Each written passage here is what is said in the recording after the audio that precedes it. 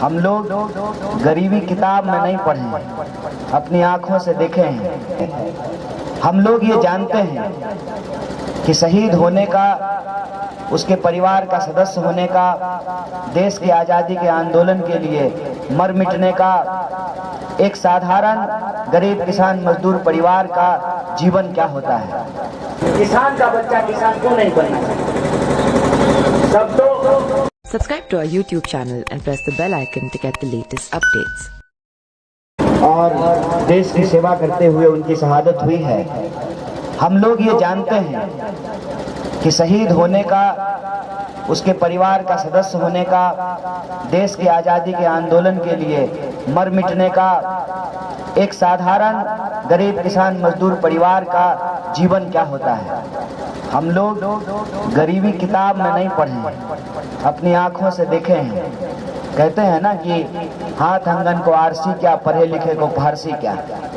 हमने जीवन को देखा है, इसीलिए जब हम आपके बीच आए हैं तो हम बिल्कुल इधर उधर की बात नहीं करेंगे। सीधे सीधे जो आपका मुद्दा है वही हमारा मुद्दा है, और हम चाहते हैं कि देश और समाज का, राजनीति का भी वही मुद्दा हो। आप बताइए, हमारे बीच बिहार के जो लोग हैं उनकी सबसे बड़ी समस्या क्या है? रोजगार की कमी है। खेती किसानी आज ऐसी स्थिति में पहुंच गई है कि कोई किसान अपने बच्चा को किसान नहीं बनाना चाहता। आप सोच करके देखिए कि कलेक्टर साहब का बेटा कलेक्टर बनना चाहता है, डॉक्टर साहब का बेटा डॉक्टर बनना चाहता है, प्रोफेसर साहब का बच्चा प्रोफेसर बनना चाहता है। किसान का बच्चा किसान क्यों नहीं बनना चाहता? लेकिन उस अनाज को जो उगाने वाले किसान हैं उनका बच्चा किसान क्यों नहीं बनना चाहता है?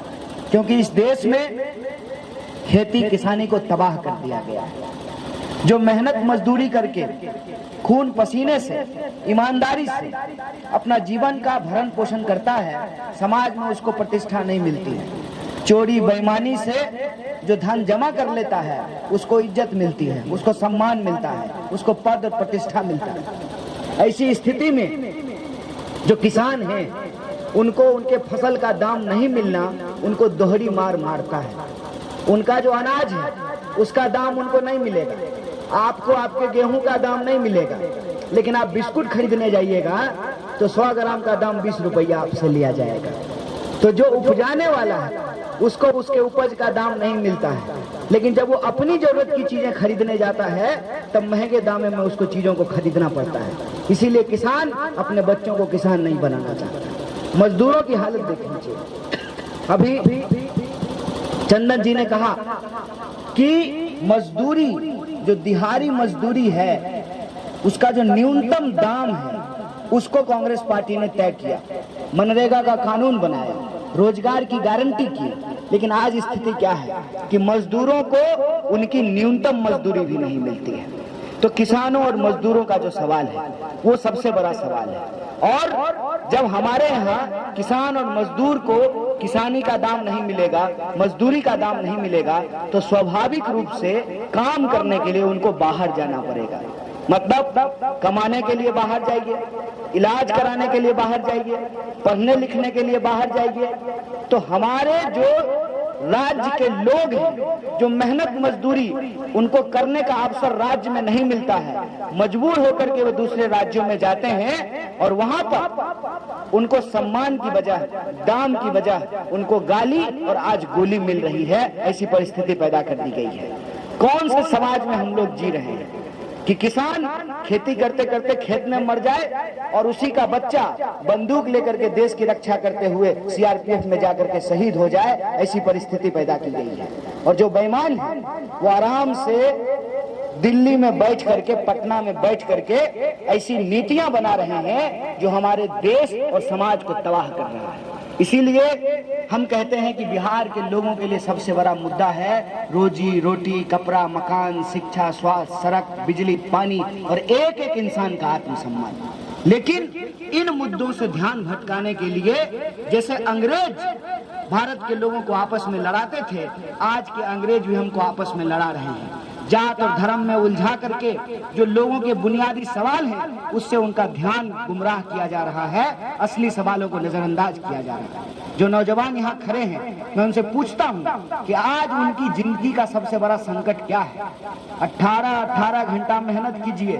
पटना जो लोग जाते होंगे यहाँ से, खड़गपुर से, बरियारपुर से, मुंगेर से, तारापुर से, भागलपुर से, लखीसराय से, बेगूसराय से, बड़हिया से, बाढ़ से, बख्तियारपुर से, जो पटना पढ़ने के लिए जाते हैं, पूछिए उनकी स्थिति क्या है। करकट वाला लॉज में रहते हैं, करकट वाला लॉज में, जहाँ 44 डिग्री टेम्परेचर ऐसा लगता है जैसे 64 डिग्री टेम्परेचर हो। उस गर्मी में 18 घंटा पढ़ाई करते हैं, खिचड़ी खा खा करके जॉन्डिस करवा लेते हैं, कभी साइकिल चोरी हो जाता है, कभी किताब चोरी हो जाता है। और इतनी पढ़ाई के बाद जब एग्जामिनेशन का वक्त आता है तो पता चलता है कि कोई बहाली नहीं है। बहाली को पंचवर्षीय योजना बना दिया गया है, 5-5 साल में कोई बहाली नहीं निकलती है। और जब बहाली आती है और जब विद्यार्थी ट्रेन में लटक करके, बस में लटक करके जाता है एग्जामिनेशन सेंटर पे, तो पता चलता है कि क्वेश्चन आउट हो गया है, क्वेश्चन को बेच दिया गया है। आप बताइए कि पहले आंख फोड़ करके पढ़ें, पढ़ने के बाद कंपटीशन की तैयारी करें, तैयारी करने के बाद जब परीक्षा देने के लिए जाएं तो पता चले कि प्रश्न पत्र जो है बेच दिया गया है। नौकरी नहीं मिलेगा तो ब्याह होगा, जीवन कैसे जिएंगे, ये बुनियादी सवाल है। इस पे चर्चा नहीं हो रही है कि लोगों को काम क्यों नहीं मिल रहा है, मजदूरों को उनका दाम क्यों नहीं मिल रहा है, किसानों को उनको फसल का दाम क्यों नहीं मिल रहा है। इन तमाम चीजों को भटकाने के लिए तरह तरह का प्रयोजन किया जाता है। इसीलिए जब हम आज आपके बीच आए हैं तो हमारा सीधा सवाल यही है कि इधर उधर की बात हम लोग नहीं करेंगे। आज हमारा देश एक गंभीर संकट से गुजर रहा है और उस संकट के बारे में हमारे पूर्व के वक्ताओं ने इशारा किया कि क्यों जरूरत है आज कांग्रेस पार्टी को मजबूत करने की। इसलिए जरूरत है कि जब आपका शरीर बीमार होता है तो ऑपरेशन कराना पड़ता है। ऑपरेशन कराने के बाद जो पहला पंच पड़ता है उसके लिए पुराना चावल का खिचड़ी बना करके खिलाया जाता है। जी खिलाया जाता है, नहीं खिलाया जाता है। आज आपको वैसे अनुभवी संगठन की, वैसे अनुभवी परिवार की, वैसे अनुभवी दल की जरूरत है जो इस देश को आजादी दिलाया है, वही आपकी आजादी की रक्षा कर सकता है। इसीलिए हम लोग इस झंडे के साथ आए हैं। और मैं राजेश जी के बारे में क्या कहूँगा, मैं बेगूसराय से आया हूँ। हालांकि बेगूसराय मुंगेर का ही पुराना हिस्सा है, हमारा पुराना जिला मुंगेर ही है। तो आपके बीच में ये रहते हैं, इनके बारे में आप हमसे ज्यादा जानते हैं। और पिछली बार जब चुनाव हुआ तो निर्दलीय तौर पे जब ये लड़े तब भी 10,000 लोगों ने इनको अपना समर्थन दिया। ये समर्थन कैसे दिया? ये समर्थन इस आधार पे मिला कि ये महिलाओं की शिक्षा के लिए, लड़कियों की शिक्षा के लिए काम करते हैं, बुजुर्गों के इलाज के लिए काम करते हैं, नौजवानों की पढ़ाई के लिए काम करते हैं, उनके बीच में कंप्यूटर वितरित करने का काम करते हैं, नौजवानों को इकट्ठा करते हैं, सुख दुख में लोगों के साथ आकर के खड़ा करते हैं। आप बताइए कि हम रोपेंगे बबूर तो आम का फल कैसे हमको मिलेगा? अगर हम ऐसे लोगों को अपने प्रतिनिधि के तौर पे चुनेंगे जिनकी प्राथमिकता जनता नहीं है, अपनी कुर्सी है, तो हम बताइए उनसे क्या अपेक्षा कर सकते हैं? अगर हम ऐसे प्रत्याशियों का हाथ मजबूत नहीं कर सकते हैं जो सेवा को अपना धर्म समझता हो, तो हम कैसे समाज में बेहतरी की उम्मीद कर सकते हैं? इसीलिए हम जब आपके बीच में आए हैं अपील करने के लिए, तो आपसे कहने के लिए आए हैं, आपसे ये दर्द साझा करने के लिए आए हैं, ये सरोकार बताने के लिए आए हैं कि वोट का अधिकार कोई मामूली अधिकार नहीं है। आपके वोट में इतनी बड़ी ताकत है कि पूरा का पूरा मंत्रिमंडल तारापुर का धूल फांक रहा है। संभल करके थूकिएगा, नहीं तो पता चलेगा किसी मंत्री के देह पे गिर गया है। इतने मंत्री आपके तारापुर में घूम रहे हैं, ये आपके वोट की ताकत है। इसको अगर हम ऐसे ही जाया करेंगे तो वो तो अपने बच्चों का कैरियर बनाएंगे, लेकिन हमारे आने वाली पीढ़ी का क्या होगा शायद इस बात को हम लोग तय नहीं कर पाएंगे। इसीलिए ये वो वक्त है कि हमको एक संदेशा देना पड़ेगा। और कई साथी ये कह रहे हैं कि कांग्रेस पार्टी 2 सीट जीत जाएगी तो क्या होगा। एक बात याद रखिएगा, खूब मसालेदार सब्जी बना दीजिए, एक चुटकी नमक कम या एक चुटकी नमक ज्यादा अगर हो जाता है ना तो जायका बिगड़ जाता है, स्वाद बिगड़ जाता है। जो लोग कांग्रेस पार्टी को हल्के में ले रहे हैं, आपके माध्यम से हम उनको कहना चाहते हैं कि जेडीयू और बीजेपी को हटा करके बिहार में अगर कोई सरकार बन सकती है तो उसका रास्ता कांग्रेस पार्टी होकर के जाता है। किसी को भी यह भ्रम नहीं होना चाहिए कि अगर आपको दूध को दही बनाना है तो जोरन चाहिए, और वो जोरन कांग्रेस पार्टी है। इसीलिए हम आपके जब ये बात कह रहे हैं तो पूरी जिम्मेदारी से कह रहे हैं। ये कोई हवाई बात नहीं कर रहे हैं, उसका एक ठोस आधार है, और उसका ठोस आधार ये है कि मांझी पानी के धार को समझता है। लोगों को देख करके लगता होगा कि नाव कहीं से भी कहीं जाता है, नाव कहीं से भी कहीं नहीं जाता है।